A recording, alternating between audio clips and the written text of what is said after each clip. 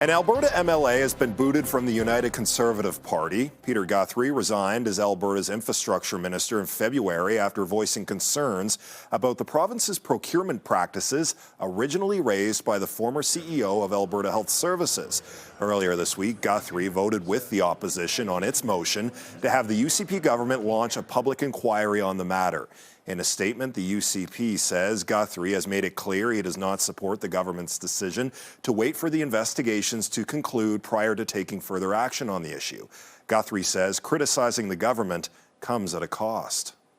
I was asking for openness, transparency, honesty, and instead of embracing that, the government has done everything that it can to impede processes. Those very processes that could exonerate them. Obviously, MLA Guthrie doesn't like the direction that we're going.